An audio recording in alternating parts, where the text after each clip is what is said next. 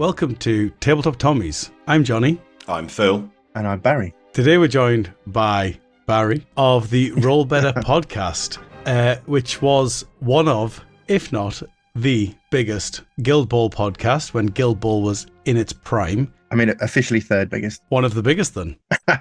However, there is some news on the horizon on the podcast front, Barry. Yes, so we're going to keep going with Roll Better, but just sporadic as it has been. And Matthew and I are actually starting a Bushido podcast because we were just doing a lot of Bushido episodes, weirdly. So it's just like, let's just do its own thing. Makes sense. And so we're going to be starting with Ep.1 very soon with the rules writer of the game, Jason, who will be talking us through the latest wave of models that are dropping this week. Oh, amazing. Well, we'll be sure to push that out. So stay tuned to the Tommy's social media if you're interested in that.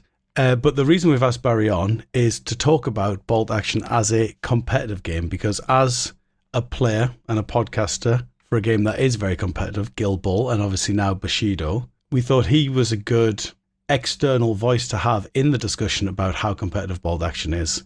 And so, I mean, you're quite new to Bolt Action though, Barry, aren't you? Well, yes, really. Well, in fact, I actually bought in first edition when it came out because I was actually at Salute, and a games club, I think from Essex, had set up a little table and were running demos, and I was like, mate, I'm in. I'm in. And I just bought a haphazard mess of models that didn't really go together because I didn't know anything. Yeah. But truthfully, I couldn't find anyone to play with at that time. Yeah. Not just Bolt Action, anything, which is kind of why the Surrey Spartans, our club, got started in 2013, because it was like, I need friends. And I'd found a game shop and we were playing there, but we obviously needed to grow out of that. And that's what happened. We started Surrey Spartans, and I was desperately trying to get people to play Bolt Action, but up against the monolith that is 40k, and let's be honest, it's most people's gateway drug. It was quite hard. And it wasn't until your shining face burst through the door and we're like, I will teach everyone Bolt Action. Then we were like, oh my God, it's happening. He's finally here. The promised one. And I was really so happy that you were there. And, you know, for people who don't know, Johnny was setting up a slow grow league, and we were just doing small little games. And the idea was we would build up to a tournament that we'd all go to. And it was really fun and exciting. I was finally playing the game I wanted to play. And then COVID hit. And I think we just played our third game. And that was it, really. And, you know, we've struggled to get that momentum back. But let's see what happens in the future. Mm-hmm. Yeah, indeed. That was a real shame because the Escalation League was a lot of fun. Sort of going, because even if you've been playing for quite a long time, stepping back down to those low points limits and taking away some of the game mechanics like tanks, it's a brand new game almost. And so it's really good fun. And it's a great way to get people in, because if you do try to teach someone 1,000 points, you can really get bogged down with, but don't forget about this, don't forget about this. If everyone's just got a few infantry squads, you can have a really fun little game and you can pick it up in an afternoon. Mm-hmm. Yeah, absolutely. And also I was playing with guys that I generally hadn't played games with because their shtick was Bolt Action. Mm-hmm. You know, I'd just been playing Guild Ball pretty hardcore for a little while, and I hadn't moved out of that circle. So suddenly I was playing a fresh game with fresh people. It's great. Yeah. Well, we're here to talk about Bolt Action as a competitive game, so I think we should probably move into that shtick. Phil, when we're talking about a competitive game, to you, what are you thinking? What's the criteria for a game to be competitive versus not competitive? At its purest, simplest level, it's a competition between two people or two teams where there is a winner. Mm-hmm. But I don't think that's how people use the word competitive in a Bolt Action sense. When people are talking about, Bolt Action is too competitive, or those are the competitive players at that competitive event. I think when people use it in that sense, they're referring to players and events where you're maximizing the units and the efficiency of the units relative to their cost, and you're not treating it as a historical or thematic representation of a period of history 80 years ago. Would you agree, Barry, or disagree? So I think in the context of Bolt Action, that can be true. Mm-hmm. But for me, the competitive edge has to be a competitive game, you need a few more things. For example, really a clock. Mm-hmm. I just think that's almost mandatory. And there are, Guild Ball was designed for the clock. Yeah. And there are penalties for timing out. And I've seen other games have been adopting the clock, like Infinity's kind of started it. Mm-hmm. Bushido is now starting it. They're doing it in sort of different ways, and some people take it very serious. Like Bushida's a death clock. Like if you're out, you're out. Oh, wow. Whereas Guild Ball was, if you ran out, you then had another 15 minutes, and every activation you gave a point away. So if you were ahead, you might actually just get that goal, which got it for you.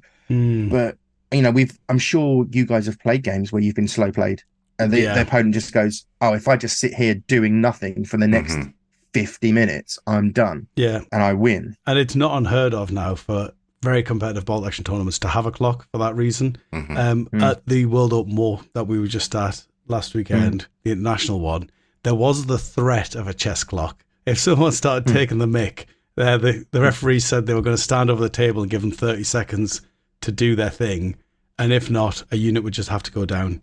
So that threat was on the table, and the Spanish, I think, used the chess clock at their international one. That's right, yeah. But I feel like that's just sort of like a small section of the, because that's basically the how do you stop abuses in this direction would be how I view the clock, really. It's like, how do you ensure that it's fair rather than sort of the overall, because I was thinking about the competitiveness, and what I thought was effectively you have a sort of a spectrum where how you win is either purely chance or it's purely down to the things you do. And so a game like chess, you win that down to entirely your decisions you made. Whereas if we just roll a dice and the highest wins, like high card, low card, that's chance. And so that's not a competitive game, just rolling dice and who gets the highest wins. And chess is a very competitive game. And if we view that as sort of the spectrum, pure chance to pure skill, I'd say bolt action isn't on the chance side, because I think you can predict to some certainty the outcome of a game when you have a big difference in player skill. But there is still an element of chance, because when the players are very similarly matched, it can come down entirely to luck. It can, but the initiative the initiative dice situation for me alters where you've put it a little bit. Okay. Because of that variance, I think when you've got very set, initiative orders, when you know what's going to happen, when you know you've got this many dice, and if you get that, you need 4. So therefore, if you roll this many dice, statistically, you should get this. Yes, that's going to break it, but competitive players of competitive games like that very kind of pure maths way of looking at things. I actually don't, but that's how they like it. They're the sort of people that get their models, commission painted. But that, for me, that level of decision making, I agree with you completely. But I think there's a variance in bolt action which skews it a little bit further away, I think, than where you were placing it. Just for me. So you think it's, because I was saying it's sort of, if we imagine sort of 0% would be pure luck, 100% would be pure skill. I would have put it maybe 75%. I'm going to drop it down, but that's because I'm like I could be the enemy of the podcast with people commenting, who does this guy think he is? And I'm fine. I'm fine with that. So do you think it's completely 50-50 skill and luck? No. Are you sort of 60% there? Yeah, it's not all luck. Like, there's no way I'm trying to say that. But like, when you've got like a game, say like Blood Bowl, which people go, "Oh yeah, I'm a competitive Blood Bowl fan." I'm like, "Oh my god," and I struggle with that one, even though it's one of my favorite games of all time. Because how many? I don't know if you guys play Blood Bowl, but you go, right, I'm going to move my gutter runner. I roll a 1. Okay, right, I pick him up. I re-roll, roll a 1. Yeah, you'll go. So that lack of agency, that lack of kind of ability to factor that in with just a 1-1 means, for me, that's not a competitive game. Whereas bolt action, you have enough units on the table, you've got enough dice to roll, you've got enough decisions to make to, for me, give you that better player should win. Yeah. But then in terms of, say, the units, there's not as many, say, special rules. It's not a very granular game in that way. Whereas, say, like a lot of the skirmish games, you can have, I don't know, 50, 60 special rules, and one character can have 6. The next character can have another completely different set. And you've got to know all of those and all of your opponents and all of those. So I don't necessarily think that complex equals competitive, because look at chess. That's, it's pure and lovely, but the choices are where the competition element can come in. If you're better at making the right choices, you should win. And initiative dice can alter that, if you can top and turn, like when we played the other day, Yeah. and you went for that like move with like the units, the officer, the transport in my face, and you were like, I am coming at you. High risk. And it's just whoever. Yeah. And I happened to get the first dice on turn 2 and blew that transport up. If you'd got it, you'd have gone, haha, just go out and wipe your army out, have fun. Good game. So that element of chance means for me it's further down the scale, but it is not. I'm not trying to sit here and go, oh my god, it's just not a competitive game, because it is. You've got choices. To what extent, Barry, does the list building element in Bolt Action add that competitiveness? Because there is a fine art and a skill to building lists that are more, for want of a better phrase, competitive or more effective and efficient. Well, a great point. I think that firstly, the list building is kind of like the bread and butter. It's the fun bit, right? I'm old, so I still have rule books by the bed, and I still have a notepad and pen. And when I can't sleep, I just write out lists for various games. I think with Bolt Action, there are some units that you guys have talked about many times that you just take. They're the best in your army. So if you're going to write a competitive list, why wouldn't you just take all of those all the time? So because the game needs that balance, it needs a bit of a rebalance, I think, with points and why this costs this, we don't know. Why this costs this, we don't know. And while that exists, list writing, I think, is less relevant, because we can all look at it and go, if I just take all of the best stuff, I win. Not necessarily, but I think because you still got that chance of risk of the luck covered in, haven't you? I agree. One of the problems we have at the minute is there's a few units that are undercosted, and so you're right. If you're playing competitively, why would you not include them? So, like, obviously, without spending an entire episode on it, the Paragurkas are undercosted. I knew you were going to say that first, because they are the perfect case. Because there's not even an argument about it. Because if you take them with submachine guns, they're 16 points, the same as any other veteran with a submachine gun, but you get additional special rules. And so it's not even like it's an argument about, oh, maybe their special rule should cost this instead of this. Their special rule costs nothing. They get stubborn, they get scary blighters completely for free. So they are objectively undercosted. And so you're right, if I'm building a British list, why wouldn't I just start with that, which takes away a lot of the fun? But they can be counted, but equally, if you go to a competitive tournament, basically you know that you're going to face a lot of British lists with that list, because anybody who is good who wants to be good will be running that, which is a real shame, I think, for the game until we get a new version. But I think it's because the Bolt Action, I don't think anyone's under any illusion that when they wrote it, they went, hey, this is a competitive game. Because I just don't think they did. It was a fun game. Let's play a game. And I mean, it's happened to 40K. I personally don't think 40K is a sort of competitive game, but the biggest competitions are the 40K competitions. I don't think there's any question of that. And I think Games Workshop are doing that thing where let's do tournaments. We're amazing. Yeah, it's a great game. But then they try and do the narrative. And I don't think you can very easily have a toe in both camps. You've kind of got to commit. Games Workshop don't really need to, because we're just slaves to them and we just throw money at them. But I don't necessarily think Warlord are the sort of company that are going to go, hey, we're going to make this tight, complete rule set and it's on the clock and we're going to do this and we're going to do tournament kits out to shops to promote these tournaments. And, that's not their jam. But the community imposes that upon it. We talked about this in an earlier episode with regards to when LSEO wrote Bolt Action, and he just said, Barry, very much doubt that he sat there and going, do you know what, I'm going to write a really competitive rule set. And I made the same point. We heard Paul and LSEO talking at the Warlord Open Day early September. And the point I've made previously is that people, quite rightly and quite freely, it's their own choice, have taken the Bolt Action rule set and created a scene almost, if you want a better phrase, where there are these highly competitive events like World Open War we've just talked about, the national competitions that are going on annually, but with a rule set that isn't sufficiently tight. I mean, Johnny, you said this before, that it's not squeaky tight enough in order for it to translate fully into a competitive game in the way, Barry, that you've explained already. I couldn't agree more. Tightness of rules is a thing. Ambiguity in a game is the problem. And I think, I know I'm going to keep going back to Guild Ball, I guess, because that was the game I played for a lot and we did the podcast, but those guys were War Machine players and competitive War Machine players. So when they came to do Guild Ball, they had that in mind, and it was very much built from the ground up as a tournament game and balanced as such. And that takes a lot of doing with so few models, really, because you had a drafting process in that game. So you would take 10 models and pick 6, and you would take a card and then take a card. So if they took a great strike, you might go, right, I lay down my goalie, and they go, oh, he's put the goalie, I'm going to put this guy down, So you would build your team on the fly as you went. So it's balanced very well. But the tightness of the rules was never in question. It was so simple, and there were flow charts, there was this, so you couldn't really misinterpret it because of the way they'd written it was so good. And if it wasn't, they addressed it instantly and came out on their socials and said, right, this is what this means. And we're like, cool, thanks, man. No confusion. Appreciate it. Perfect. And that's the only way I think you can have that competitive game, with the tightness that you're mentioning.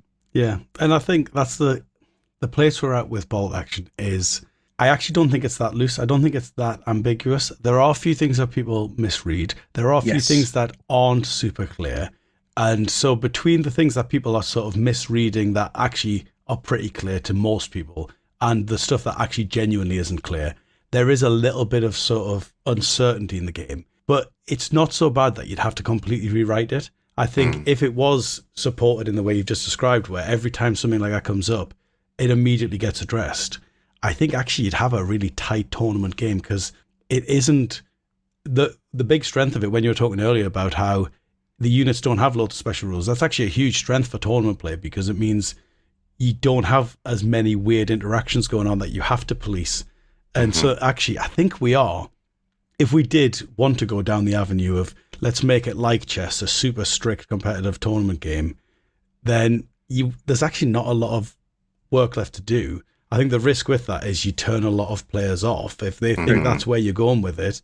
I think a lot of people would complain about it. But the great irony is, I think the people who would be the loudest would be the ones who are least affected, because those people who are sort of playing in the garages, playing sort of big historical reenactments where they're literally making model parachutes to airdrop their models in, and then they're on Pegasus Bridge. That's hot. That's the fact that we've got a tighter rule set for tournaments doesn't affect your Pegasus Bridge mission. Well, 30k, the 30k scene, they have tournaments that are very competitive.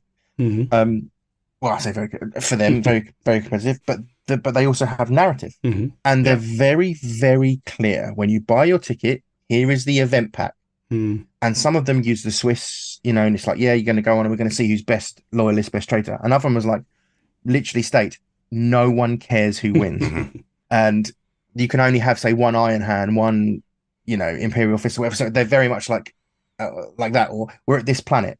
These legions weren't at this planet, so you can't play. You have to have these legions.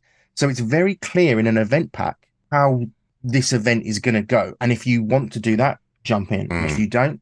And if they did do that with bolt action and go more competitive, then if you want to run it pixel perfect for how that battle was fought, go ahead. I think I'd love to do that, and I'd love to do a competitive.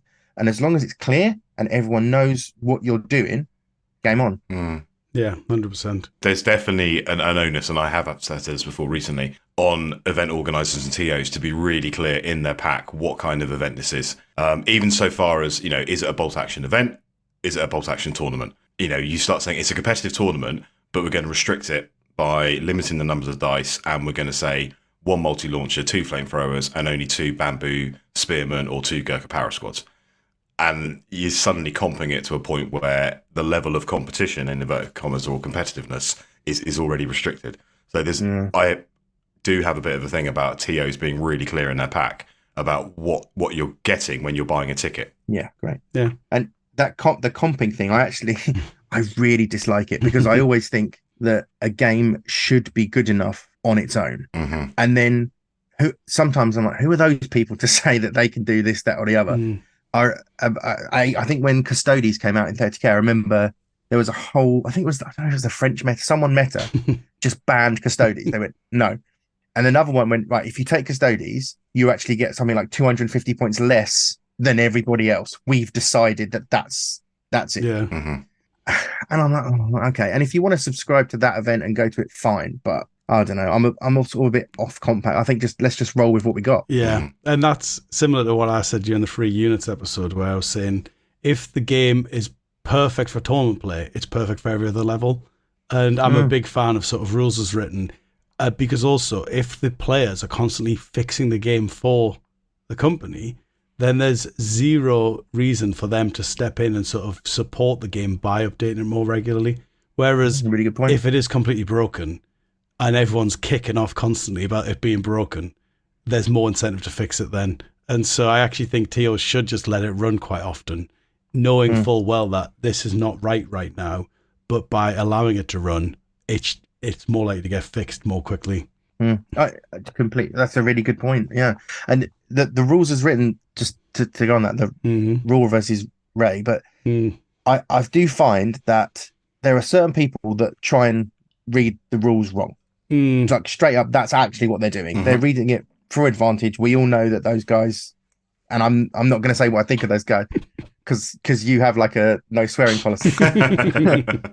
It's a family friendly show. Come on, Barry. Yeah, come to Roll Better for that content.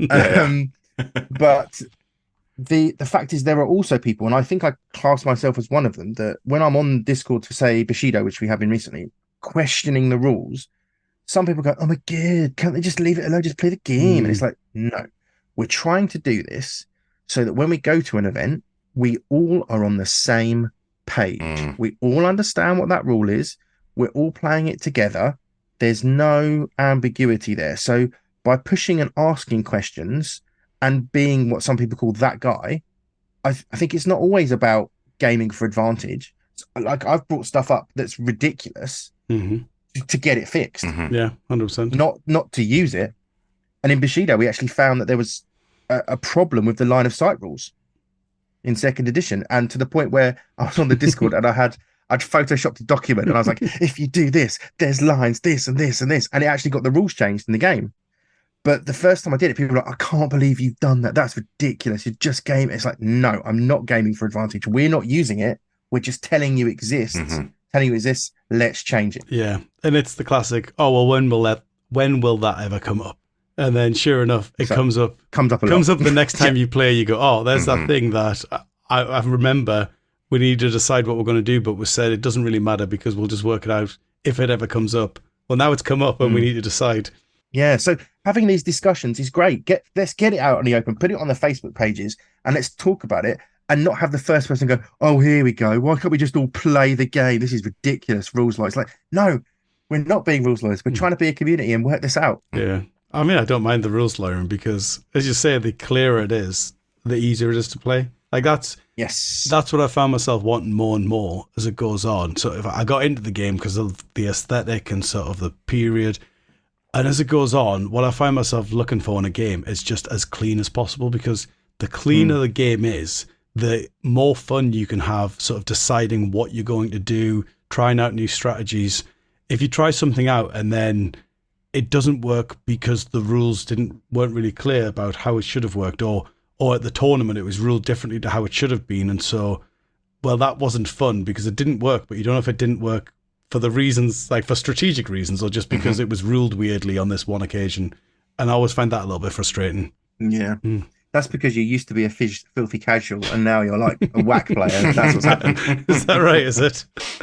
Pretty sure, yeah. Flamethrower's whack, yeah. The flamethrower is actually terrible. That's a conversation in and of itself. But coming back off the internationals, that was because basically since they've changed the Fanatics now to be flameproof, I basically had to spend the whole weekend just dodging Japanese. And then, of course, you've got the Brits all with their Paragurkas who are equally flameproof. And it's like, you just can't run flamethrowers competitively anymore, which is a real shame because I'm going to run them either way, I think. Yeah, because you love them. Well, I remember the first time I think one of the games you played when you were actually playing in anger rather than, hey, let's just tiptoe.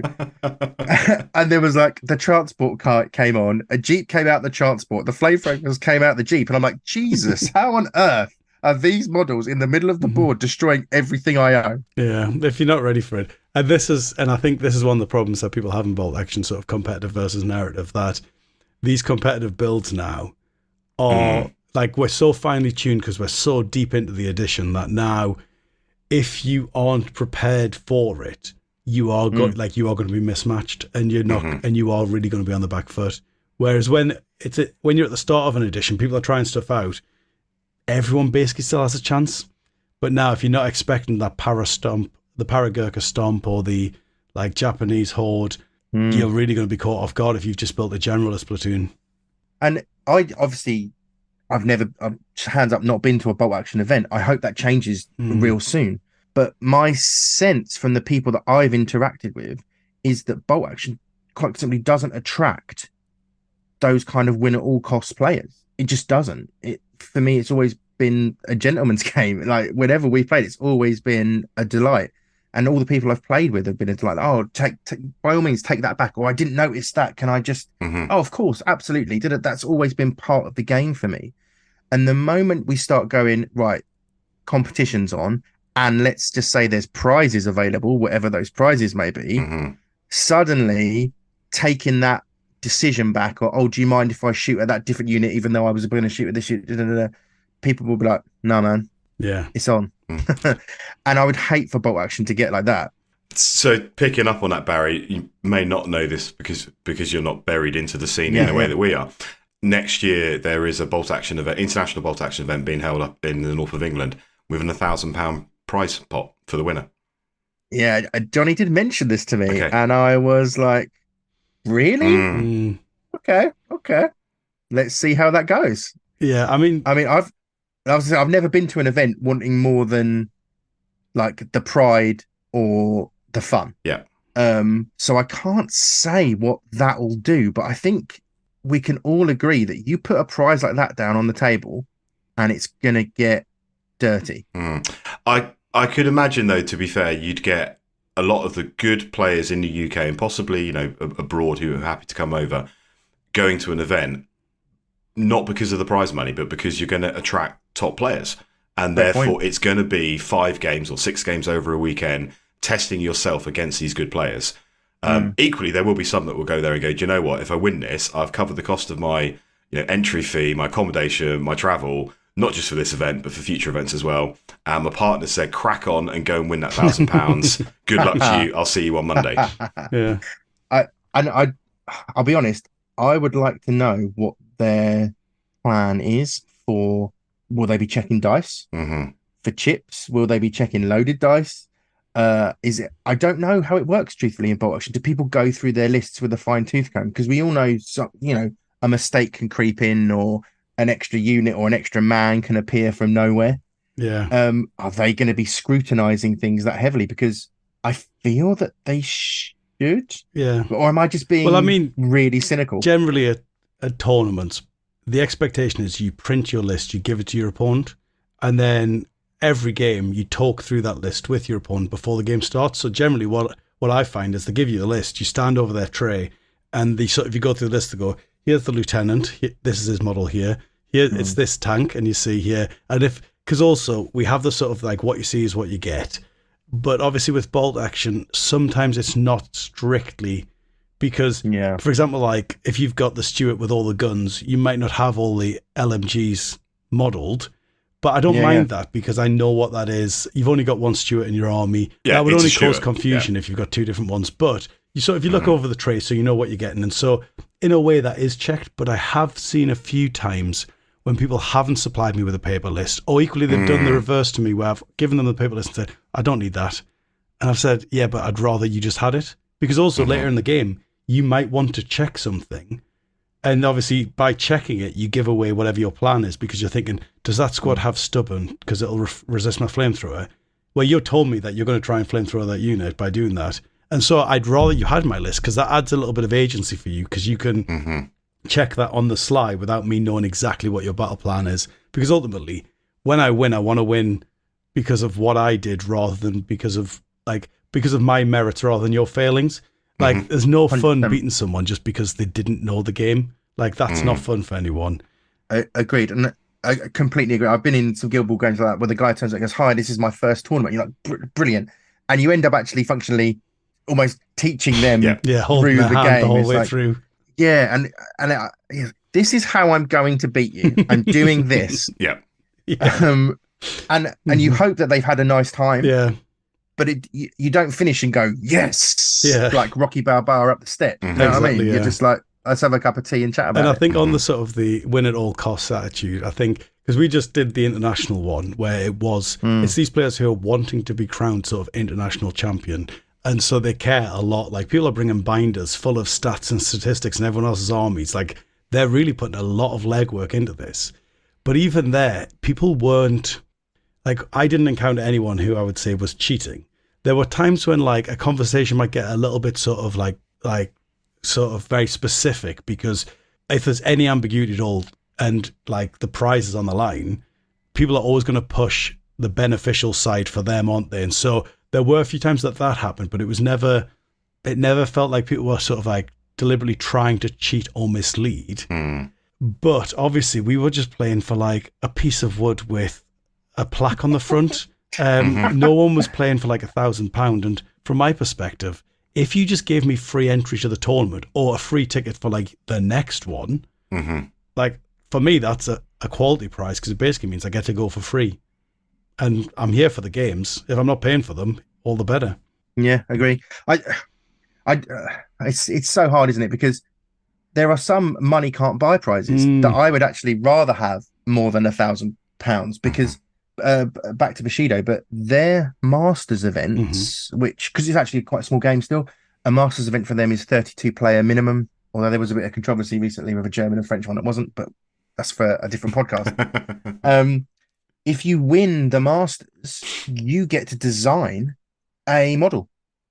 You get to work with the guys and say, this is a model for the faction that I won with, and I want it to be this, and I want it to do this, and I want it to look like that. And then they come back to you and go, the sculptor's done this, what do you think? We think this with the stats.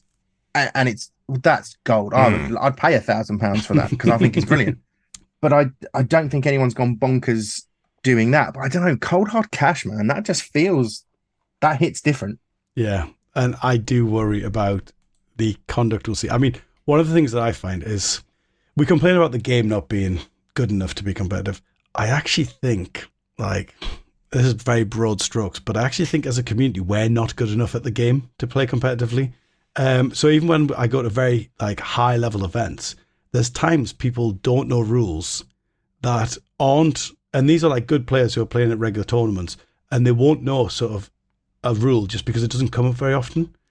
And I'm thinking, and this is the problem, if you want to play for big money, like, you need to be very good at the rules and sort of very good. And we've all sort of seen the people moving stuff and not measuring accurately and things like that. Sweet Mary, Mother of God. Yeah, and so that I hate that. I actually don't think, I think one of the big problems with making it an ultra competitive game isn't so much the system as much as, actually, I don't think the players want to be ultra competitive, because they're not, like, they don't want to put in the time and energy to learn all the rules backwards and forwards and sort of like get really good at sort of predicting ranges and angles and all the rest of it.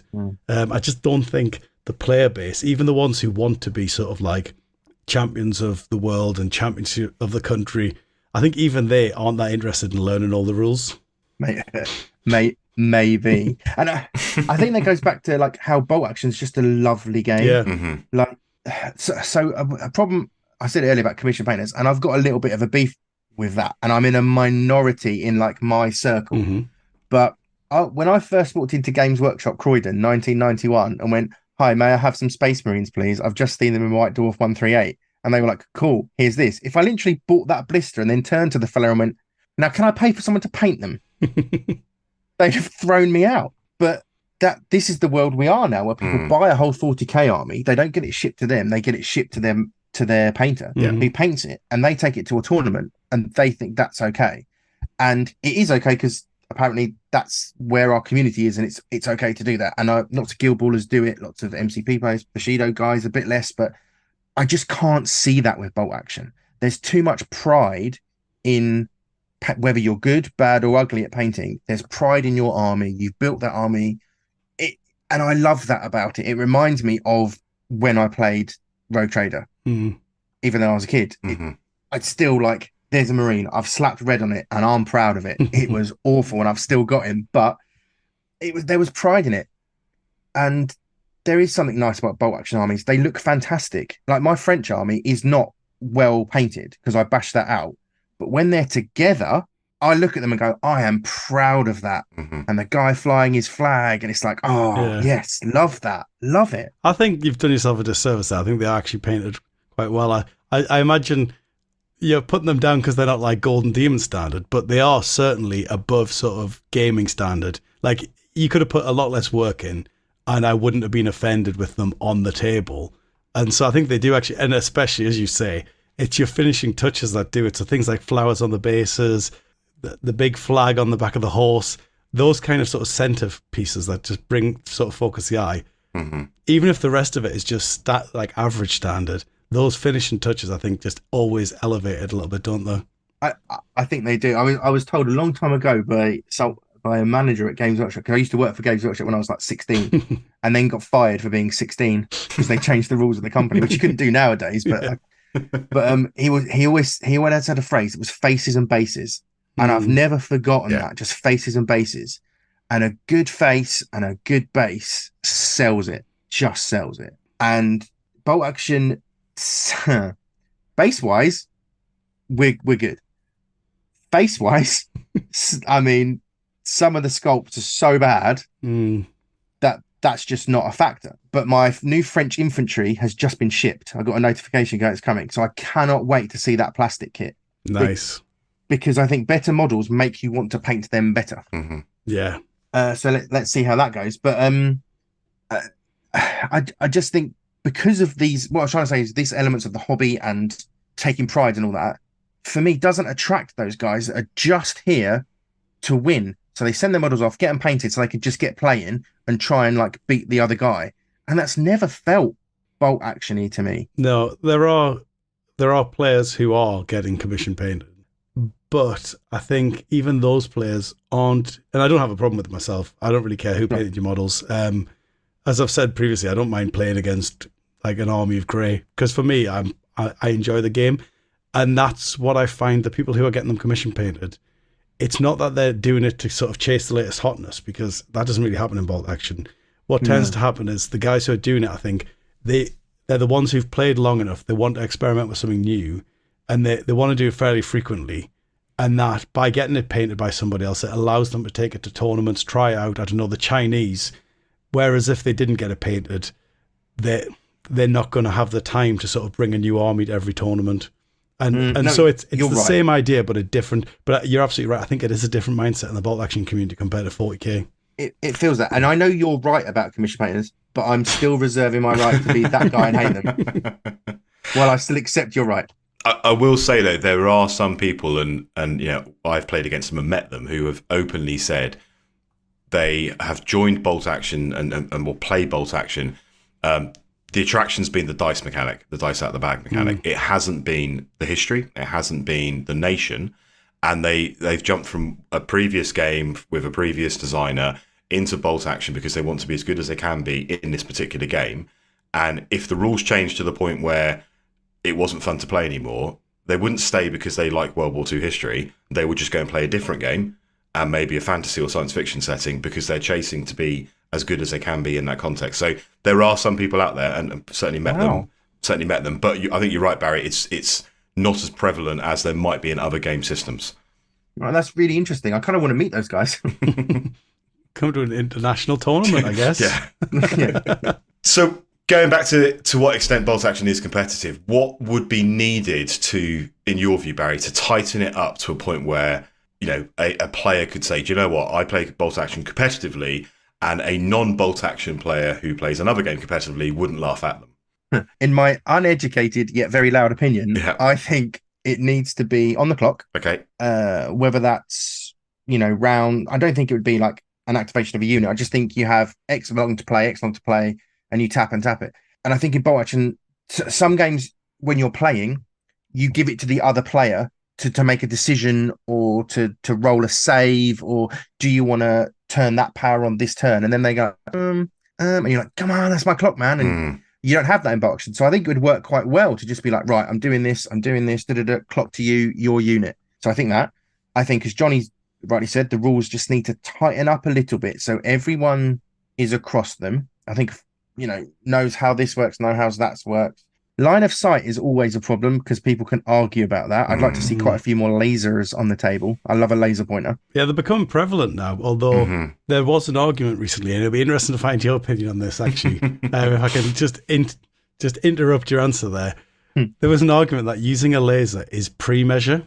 And now I personally don't prescribe that because I don't see how that's any more pre-measure than just using your eyes. Yeah. But that was an argument, because they are becoming quite prevalent now in bolt action. I mean, last time I checked, it's like a straight line, man. It's a straight line. Like, do you actually remember one of the very first times we played? I brought my widgets because I'm a skirmish gamer and placement is king. We don't use tape measures because that's just doesn't cut it. You've got a 6-inch, 7. You've got all the widgets, and I actually had them on the table next to me, so I could move my troops 6 inches, and you knew that it was 100% 6 inches, and every model moved 6 inches. There was no bendy tape measureless. And then you were like, people aren't going to like that. And I was like, what? Because like you could leave that 6 inch down on the table for a context of what 6 is. And I was like, oh right, okay, yeah. And I haven't brought them back, but I don't see how a laser is similar to a 6-inch widget lying on the table. I think, was someone caught out by that, and now they're salty and like, oh, bloody lasers, lasers. So in the WTC, the World Team Championship pack for next year, for 24, there's the living FAQ, and one of the questions is, can I check LOS with a laser line before declaring an order? And no, you can't, and as per the rulebook, you have to give the order to the unit. Once you've said, I'm going to fire, declare a unit to activate, choose their order and their target, then obviously you can then get your laser out to see whether or not your chosen target is in line of sight. But that absolutely, and to be fair, I had this, the World Open War event where somebody was deliberating between one unit and another one of my units to shoot at before deciding which one, and they used a laser to check. Now, technically speaking, that would not be allowed as per the FAQ in the WTC pack. To be fair, it's not allowed in the rules of bolt action. You have to declare the unit and then check line of sight to see if it's a valid target. And that's clear. So they shouldn't have been doing it. But the problem for me though is there's nothing in the rules that say you can't look at the table. And so if I get down behind the model and look over his head, is that pre-measured then? And it becomes very silly very quickly when we start to like try and make it black and white on line of sight pre-measure. Because yes, like how can you possibly like police people just looking at the table? And so I just think let people use lasers, because also from my perspective as well, a bit like what I was saying earlier, where I want to win on my own merits rather than your failings. I'm not a big fan of the whole gotcha, where someone declares an order and then you say, oh, actually he can't see him. Gotcha. I guess you just get to do nothing this turn. Like that doesn't feel good to me. I'd prefer not to do that. I've certainly seen that. Sorry, Barry. Certainly seen that at events where I've been TOing, where been called over to make a decision on a table because one player has, given the fire order against the opponent's unit, and the opponent's gone, I know you can't see him. And then there's a whole debate about, well, what was the intention? Did you explain, I'm putting my Jeep here behind this woods, which is dense terrain, in order for you not to see it. If you don't have that conversation, there's an element where you can get caught out later on where actually that Jeep is slightly sticking out from behind the woods, and your opponent maximizes that. To the point where now, and we saw this definitely, at World Open War, you see it at national events, and Johnny, you and I play, it'd be like, I am putting this here, and the intention is you cannot see it. Can I confirm that before I move on to to draw the next dice out of the bag? Yeah, and for me, that's not sort of like us cheating the game. For me, that's a shortcut in time, because what I could do is I could move it, walk around before I move it, I could walk around the table, look at exactly where it is that you could see up to, and then I can walk all the way back around and push my model just the right amount so that I know that it's not in line of sight. Or I could just say to you, look, I'm moving this here. Will you confirm I'm not in line of sight to save us both time? Yeah. And so we do see that a lot at the high levels. And I had that when I played Bo Mortensen, who captain of the Denmark team that won the international tournament. When I played him, my rocket launcher, he moved his Gurkhas along his back line, and then I hadn't really noticed. And then the next turn I said, oh, did you move those Gurkhas? Because I might be able to see them now. And he said, oh, well, the intention was that you couldn't see them. And it was very clear. He'd put them in a nice diagonal line, lined up with the line of sight. And I went, in that case, I'm not even going to check, because like, if that was the intention, that's absolutely fine. I don't mind, because I'd rather you did it intentionally rather than spend 30 minutes checking line of sight, because I'm not here to spend 30 minutes checking line of sight. Thanks. Intent is key. And I think that is a hallmark of not a competitive game, but a competitive player. I think when you are playing and you finish a move, I've got into that habit of playing, Guild Ball and Infinity, and because Infinity massive. But in Guild Ball, it would be this. He is engaging this model, and he is exactly 8 inches and a gnat's whatever away from that model, so that model cannot charge in because of placement is everything. So you state everything. The great one for me for bolt action is dense terrain, and whether or not you are on the edge of dense terrain. Because if you are on the edge of dense terrain, you're not generating cover when you fire out. But the flip side is, as per the FAQ and rules, you can charge that unit who is on the edge of dense terrain. You don't cross an obstacle or rough ground, therefore it's not contested. So when I'm playing now, my opponent puts their unit down on the edge of that woods or that ruins, and I go, can I just check, are you on the edge? Therefore you're not giving cover when you fire at me, but also I can charge you from 12 inches legally. Oh, actually, no, I don't want to do that. Okay, we'll just move a little back a bit, but you're giving me cover. Thank you very much. Yeah, and that's nice of you, because you could just play it as, well, that's exactly where they are, as the letter of the law. That's where they are. I'm coming. It's because I've had it done to me like that, sure. where someone's done that, and I've been like, yeah, I'm not massively pleased with that one. So moving forward, I'm just going to be really clear with my opponent what I'm intending or what they're intending. So because I don't want to be the person, like you said, Johnny, that goes gotcha and catches them out.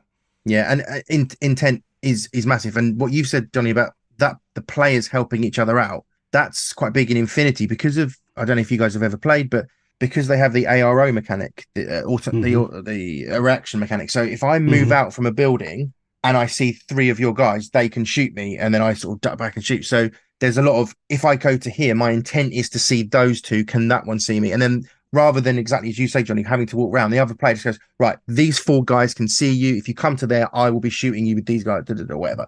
And just playing together, that's so much of a better game. Yeah. The big one for me is the transports. Whenever I get out of a truck, I always say, if the plan is that, like, because obviously in bolt action, if the enemy's closer to the truck than you are, it gets stolen by them. And so it's always, if my plan is to keep my squad nearby to protect the truck, I'll always, to save me measure an inch, I'll say, and the NCO is exactly an inch from the truck. And so if you want the truck, you're going to have to kill the NCO, basically. And that saves everyone. It saves you spending time thinking about it, thinking, I wonder if he's put it just slightly too far. And it saves me time measuring exactly an inch. And I think by doing that, you just nicely streamline the game, don't you? Which isn't really, I think we're drifting from sort of competitive chat into just like how to play better. No, but that I think they're hand in hand. I absolutely think they're hand in hand. I think the best players are the most competitive players. Yeah. Do you know what I mean? Like, I don't think you're going to get someone turn up who's never played a war game and win an event. Like, people that are experienced, know their stuff, know to put the NCO 1 inch from a transport, know to put them on the edge of the cover. You know, all of that stuff, they're going to win. Yeah. And I'd be interested for some of those guys to play a different game, or to know if they play another game, to see how that translates to those games. Yeah. Well, it's like when we played bolt action. So after sort of your hiatus after COVID, when we played that 1,000-point game, it was really interesting watching you play. And I've had this with like 40k players as well, who come into the game, where they very quickly pick up the mechanics, and also you sort of see the motivation of the rules, like what Phil's talking about with the woods there. When those players are learning the rules and you explain the rules to them, like with yourself, and say, I see why. Yeah, I see why. If I do this, then the downside is this and the plus side is this. So the game designer has given me a choice. Basically, do I want the plus with this negative, or do I want this plus with this negative? And those people sort of very quickly pick up the game. And yes, you haven't got the nuance yet of like, maybe the NCO should be the one who stood here rather than this guy. Sure. But those kind of basic sort of like cover mechanics and things like, should I step into the open? Should I ambush people? Like ambush, that was a big one actually when we played that. You'd never seen new people playing ambush, but that was actually, you very quickly picked up, let's do an ambush here, because actually there's nothing that I need to do, but you're coming around the corner in a minute. Yeah, it's smart choices. That's competitive play. In whatever game you're playing, it's smart choices. I noticed that with the English Open, there was a couple of guys who've recently started playing in the last 6 months or so, and I played one of them previously in tournament, and he came along with his mate, and they both jumped over from 30k and 40k, and even though they were fairly novice in terms of bolt action, they were good gamers because they understood game mechanics, they understood why things were being done in a certain way, and even if they maybe didn't know the exact intricacies of the bolt action rules, the principles were there, and they both did very well because they came from a good gaming background. And it was just that they've jumped across from the Games Workshop system into the Warlord game system. Yeah, and some people just see it. I'm actually not really one of those guys, but Dan, who's on our podcast, he's just one of those like gaming rain men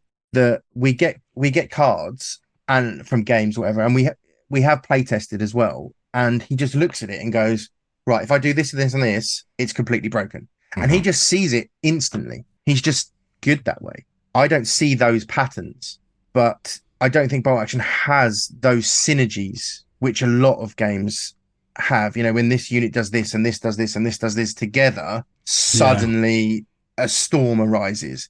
Whereas I don't think that happens as much in bolt action. It's a cleaner game. Yeah. Have you played A Song of Ice and Fire, Barry? No, I haven't. Okay, so that I played it when it first came out and up until a couple of years ago, and it's now got to the point where you have to understand to such a level of complexity the interaction between the units, their orders, their attributes, the NCUs, and how they interact along with the tactics board. I'm like, do you know what? This is too much. I just want to push World War II miniatures around and take a dice out of the bag. Because the level of in order to get really good at that game now, you have to properly study it to the nth degree, way more than whatever we talk about with regards to bolt action. Yeah.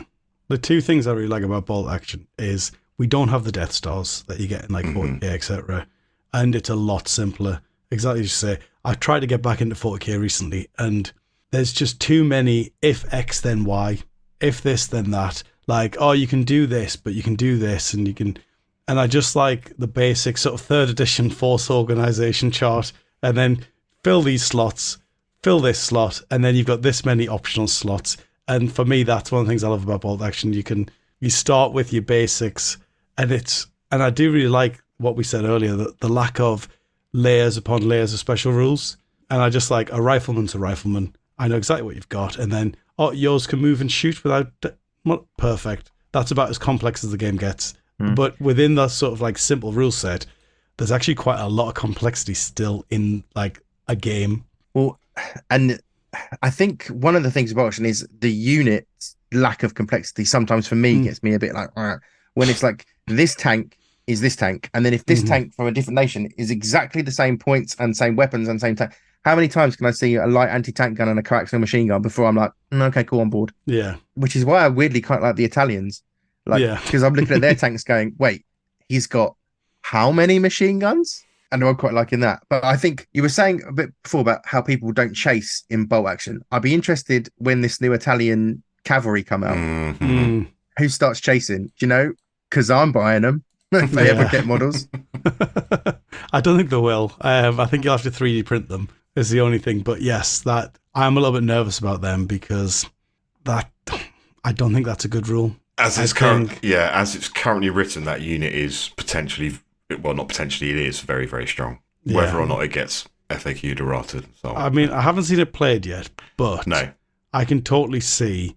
And of course, it's situational as well because you need the second unit to be within 18 inches for you to do the second charge. But you can go 18 inches, then you go another 18 inches, and then you can consolidate 2d6. So you can effectively go 48 inches in a single turn if everything lines up just right. Yeah, I mean, magical Christmas Britain land, as we always called it, does not always happen. And the other player has agency to do it. But the 18-inch on a 16x4 board makes it hard to mitigate. So, let's see what happens. Because the thing is as well, it reminds me of sort of, I used to play Dark Elder in 40k, and it used to be exactly this. If you got your charge off turn 1, you'd won the game. If you didn't, you're probably going to lose the game. And that's what this cavalry feels like, because you're going to set up 24 inches apart, potentially. If they dare to move 6 inches out their zone, they're in charge range. And then, obviously, you're banking on them doing that. But equally, this could be turn 2. Turn 2, you could be literally 6 inches outside their zone. All you have to do is have one of their units visible to you, and you can be bouncing down their back line. Or you could outflank and just do it late game if you wanted. Yeah. Like, the possibilities are endless. Well, and I look forward to seeing it. And if the person that wins the £1,000 is taking it in an army of them, then let's talk.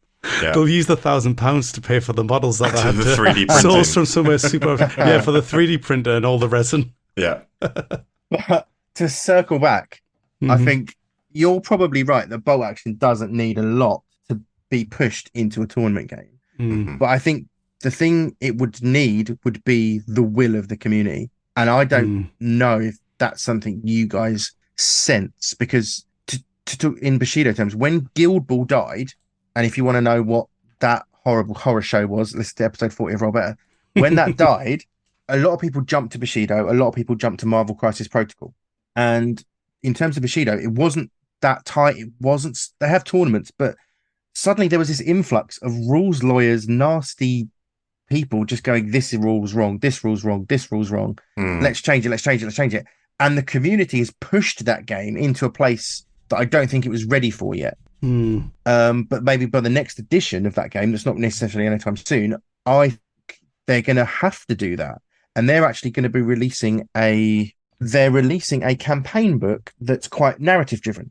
So rather than the format you play in tournaments at the minute, it's a bit more of a narrative style, and it brings in levels of terrain, because at the minute it's a 2D game, you know, but you can climb up buildings and assault a fortress and do this. So they're going to have that style of play, which hopefully leads them to have the other style of play be very crisp.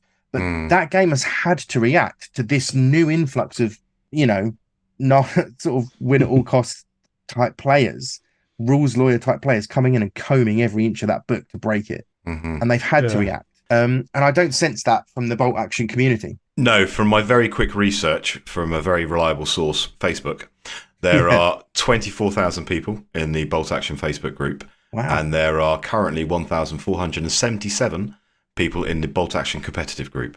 Now, obviously, that is not representative of everybody who plays bolt action competitively, but in terms of ratios and proportions, it's a small number of people who play bolt action at what we call a competitive level.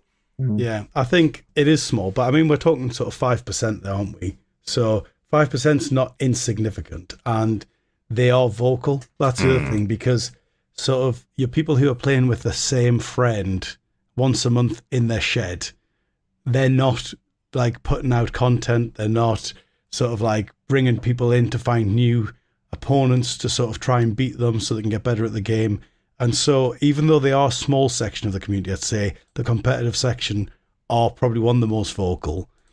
And I think also leading on from that, it's the reason Games Workshop are quite happy for 40k to be viewed as a competitive game, because these tournaments promote the game far more than like narrative play at a club does. Because when you have an event, you've got all the sort of like lead up social media. If you've got 30 players, they're going to tell 2 people each about this tournament. They're going to go tell probably far more down the club about sort of like how they got on in the tournament. And so actually, I think the competitive play probably promotes the game more than anything else. And I think really the thing that I would always remind the not competitive players is, if you do really sort of fix the game and make it really tight, it doesn't affect the narrative play. You can still play narratively, and you can still house rule as much as you want, because a lot of the sort of the stuff that isn't happening at the tournaments are sort of the appendix rules and the weird campaign book rules. Those campaign books will always exist, regardless of how tight we make the system and how sort of tight we're playing at the top. If anything, it'll probably boost you further down, because you'll have less sort of grey areas where you're like, oh, should we just roll for it? Yeah, shall we just roll for it? That sent a shiver down my spine. Is that another personal peeve, is it? It is a little bit. It is a little bit. It's just there should never be a requirement. Why is that not covered in a rule book? Yeah, I can see that there are places, if it's genuinely not covered, yeah, sure, we'll just roll for it. If the rule exists, then I'm very not up for rolling. I had this at the weekend with the very first mission we played. There was confusion because a previous scenario pack had been released where it said mission was X, and then it was updated to say that the mission was actually this now. So instead of No Man's Land, it was going to be meet engagement, but they'd left in dice in the bag deployment, and whereas it should be first wave, obviously, but it said directly underneath that first wave, so it actually had both in there. And I said, well, surely they mean as per the rule book. Shall we ask? We'll just ask the referee, like, have they changed the mission, or are we just playing by the rule book? And that was exactly, shall we roll for it? I'm like, well, no, because there's an answer here. Like, yes, we don't know the answer yet, but there is an answer. Like, the roll for it thing should only ever be when it's absolutely there is not a correct answer, in my opinion. Yeah, and then that definitely should never happen. There should never not be a correct answer. Well, it'll always happen, but it should be addressed, I think, is probably the sort of the more diplomatic way to say that. Like, errors will happen, but ultimately it should be fixed. And if the community accept errors, then it's on us. We just got to be hard about it. Like, I want better from my games designers. And as you guys have been saying the last couple of weeks, how small Warlord functionally is relative to Helix. And it is unfair that so many people, get compared to Games Workshop. I mean, it's obvious comparison, an easy comparison to make, but it isn't fair. Steamforged had it, GCT, who do Bushido, they're 3 guys, man. Like, I think they've got like 2 permanent employees. Everyone's just doing it on the side. You know what I mean? It's just not fair to compare them. Yeah. I think if you were going to criticize them for anything in terms of like not updating rules and stuff, the argument wouldn't be like Games Workshop do it this often. It would be, you've released all of these things in between. Like, maybe if you'd pushed one of those things slightly further down the line, we could have had this thing that's more pressing sooner. Because that's what's happened. Basically, we haven't had an update to the FAQ or the rules. We haven't had an update to the rules in years. We haven't had at one point there was promise of a quarterly FAQ, and then that quickly evaporated. We haven't had one for over a year now. But in that time, they've announced a lot of stuff. They've released a lot of stuff. And so it's hard for us to believe that they couldn't have found the time if there was the willing to find the time. I don't understand why. I've seen it in a couple of games when they get prevalent community members, and I'm not saying like, and I hate this term, influencers like yourselves, but people that are winning tournaments, people that are organizing tournaments, pillars of the community. Why don't they just go, right, here's a Discord chat, 4 of you together. These are the things people are moaning about.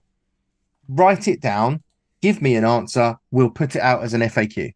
It's cost them nothing.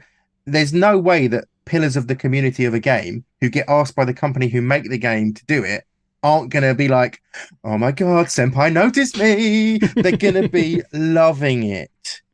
And they'll do it. Yeah, probably. Admittedly, we don't know what's happening behind the scenes. That could be happening to an extent. Definitely.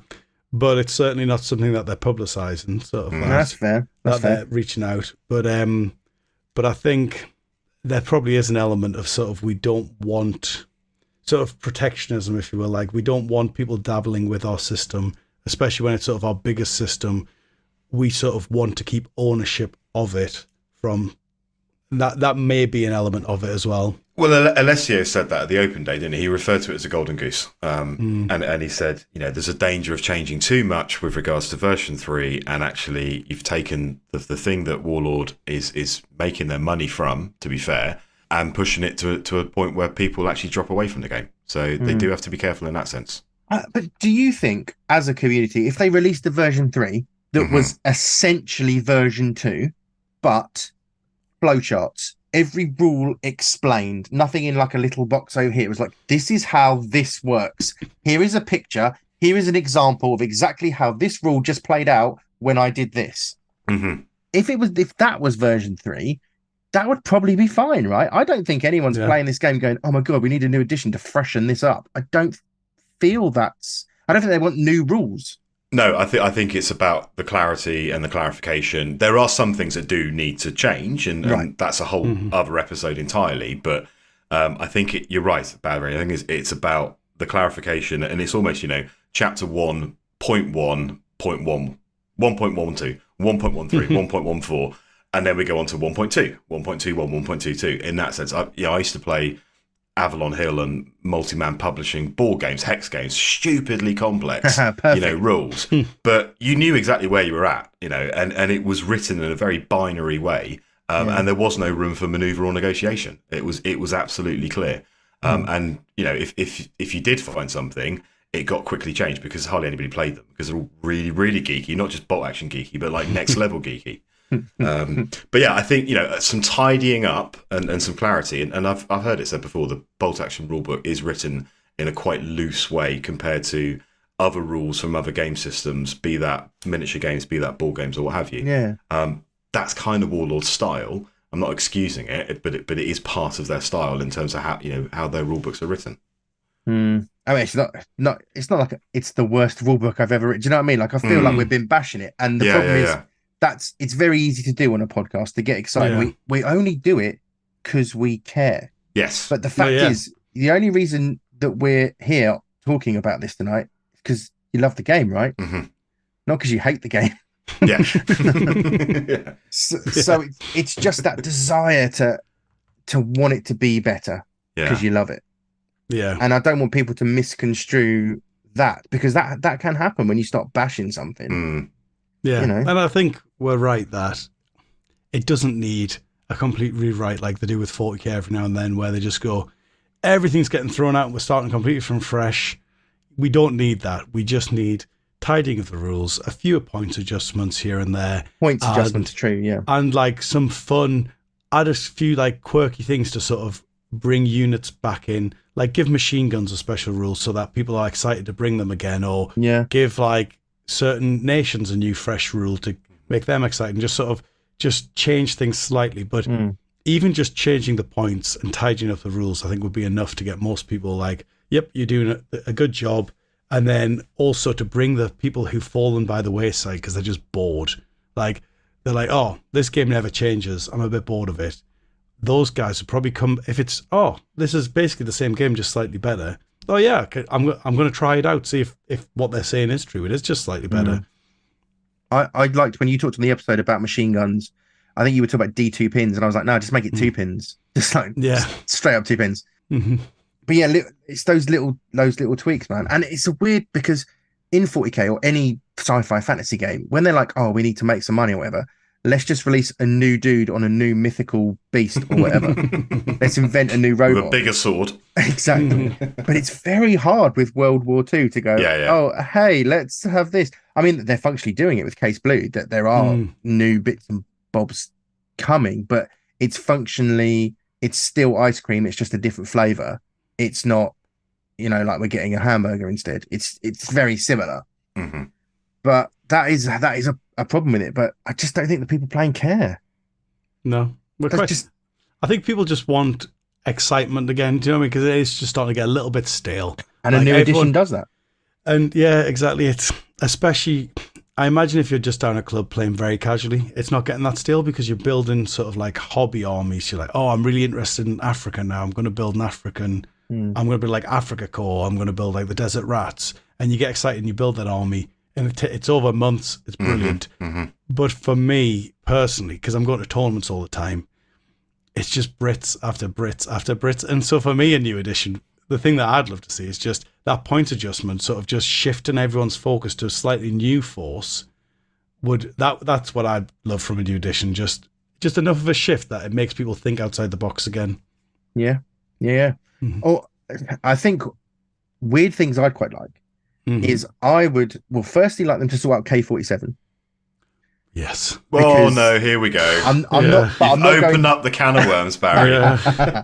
Because I went in hard on that, and I've bought a lot, and I'm not using it. And when I spoke to the guys at Warlord at Warfare last year, and I said, hey, like, you've got this now, Clockwork Goblin and all that, when stuff happening, and they looked at me and rolled their eyes, and were like, pfft. I was like, cool, great question. I said, definitely nothing for 12 months, definitely. And I was like, okay, we've got too much to do. There's no space in the next year to even think about it. So we might think about it in a year. And that was like, was that November last year? Yeah. So I was like, okay, cool. So I'd love that to get mixed in or just be a supplement next to it. But do you know what I'd love is them to get their heads around a skirmish game bolt action. So where we're just maybe a squad and an NCO. And then that would still have them selling models. And then in the way that Necromunda, you buy a gang and you convert it up, you could have a platoon, but then when you go to play, you pick a squad from the platoon to play that mission, and I'd quite like that. And then maybe that could have a few extra of the special rules, the granularity that I quite like from the skirmish games. But then I could also fold that platoon into my regular army. And it could make you start to play another army. Like, oh, I'm going to go for your Norwegians that you talked about last week. I'm having them at a squad level. And then, oh, well, if I've got this platoon I've been playing for this squad, I might as well build up an army. I'd quite like something like that. But that's pie in the sky, I know. But wish listing's wish listing. And Johnny, you talked about that when we talked in the free units episode. You said that the mark of a good game system is the ability to flex up and flex down. So it's bolt action is a platoon level game. You should be able to, was your point, Johnny, you should be able to take it at a squad level. Equally, you should be able to take it at a company level. I counter that with, I'll just go and play a different game system. But it's a fair point. If the rules are suitably transferable and tight enough, in theory, you should be able to flex up and down to an extent, I would say. Yeah, and Warlord, in fairness, have released exactly that game where you take your one squad and then you take sort of like one order dice per man. Per man, yeah. I think it was very much an experiment. So it was Firefight. That's right. And it was huge for a while. And then it kind of just disappeared. I think it sort of coincided sort of pre-COVID. And then it was already losing momentum. Right. And then it fell off the cliff with COVID. And no one really plays it anymore. But I tell you, it would be a great one for like a little one-day tournament because it'd be very quick. I remember the big problem I had with it was the shooting mechanics didn't really change. And so obviously with bolt action, you sort of like, you rolled a hit, you rolled a wound. If you take veterans and you're behind hard cover, I've got one dice to roll a 6+, followed by a 5+. I remember it taking ages sometimes to kill a man just because you're only ever shooting them with one dice at a time. Yeah, that would have to change, definitely. Yeah. But then I'd like it if each man could have a different special rule. Necromunda style. Yeah, I mean, it might be that each squad in the game, I'm not trying to say that maybe there's 15 and you pick 10 for a unit or whatever, so that we're not trying to go crazy.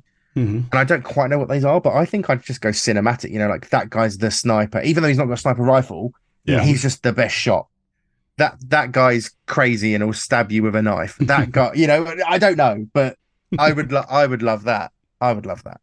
Yeah, I think there's definitely something in that. But I know I'd start a new army because I'm just, that stupid. And that was my argument when we were talking about the free units and the scalability. The reason you want it to scale all the way down is exactly that, because someone starts a little sort of like 200-point force, and before they know it, they've got a 2,000-point force because they just keep adding to it and adding to it. That demo game that I mentioned I played at Salute many moons ago, that was just 2 little squads, an NCO, and I think a Jeep. But I had such fun with that because of I felt like I was playing such a cool game because it was like, right, this guy puts pins on them. Cool, that unit's got pins. He only had 2 units. So then my unit is then free to move up because they can't shoot because they've got the pins. And playing in that more methodical sort of, right, lay down the pins so that frees up this unit to do this. I've never managed to recapture playing in bigger games because there's so many units on a table, and just pinning this little bit of the battle doesn't really stop that howitzer from blasting you off the table. But I love that idea of, let's place these units here. Let's fire these ones. I'm not trying to hit them. I'm just trying to suppress them. Right. And then this unit can move up to try and get into this garden. Okay. The Jeep lays down fire here, and you're placing units in a very, it could be like a 3x3 board or something like that. I'd love to play that game. It's called Chain of Command. Oh, is it? Then my apologies. Steady, Phil. Steady. Well, we've changed game. We've changed designers. Suddenly lost all of our subscribers. Thanks to Patreon. Yeah. Brilliant. So for me, and to quote Mark Vance from Welsh Open fame, bolt action is a broad church, and you can play it in many different ways. So you can absolutely go and buy the campaign book and play your way through, 15, 16 scenarios. You can play with your mates, with your historically themed platoons, or you can go to an ultra competitive event, take the most ahistorical list possible, where you're maximizing your points and your efficiencies, and they're all good fun. If all I did was play campaign games, I'd get a bit bored. If all I did was play, at the national events or World Open War every weekend, I'd get bored of that as well. Actually, the fact that you can play in many different ways and they all are satisfying in different ways is what I think makes bolt action such a great game. Yeah. Fair. Thanks for coming on, Barry. Thanks, Barry. Thanks for having me. I love your podcast. Long time listener, first time caller. Thank you so much. Well, thanks, chaps. That was fun. Ta-ta for now. Ta-ta for now.